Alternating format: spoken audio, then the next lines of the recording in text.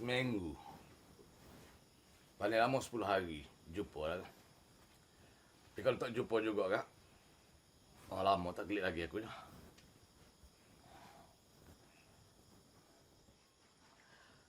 Duduk di rumah kan, duduk boleh-boleh lah.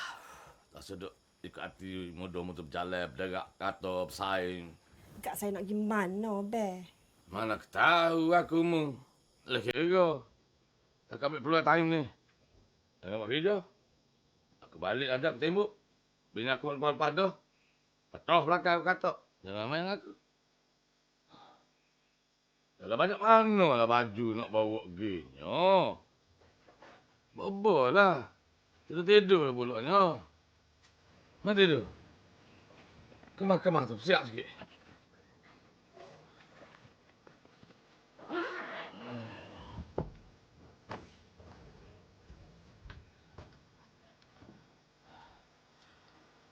Mu ni si Tika bertuah benar dah menikah dengan aku ni. Tua-tua aku pun. Walaupun aku ni tua jauh padamu. Gapo hak mu nak? Boleh belaka. Kain baju mu supaya bini orang lain juga. Makan minum tak talar di rumah ni. Ni, aku nak naik ke Kuala Lumpur ni. Beribu je aktiviti ni. Aklik kamu, siapa lagi? Aku bukan ada orang lain dah. Dah lama begitu mu bersiap gapo. Nak rasa bedak-bedak belecu. Lah, aduh. Pada dengan minyak wangi sudah semua-semua bawa ketiak tu. Wah, aku nak tidur. Esok nak bangun pagi. La ilaha illallah Muhammadur Rasulullah budak. Ni tak geti-geti. Mu tu comel Siti sebab tu aku ambil bini.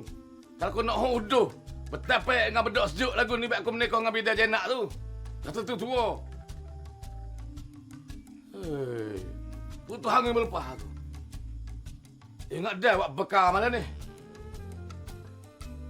Tak payahlah ada siapa-siapa. Tak apa-apa. Tak payah. Tidur dengan begitu lah.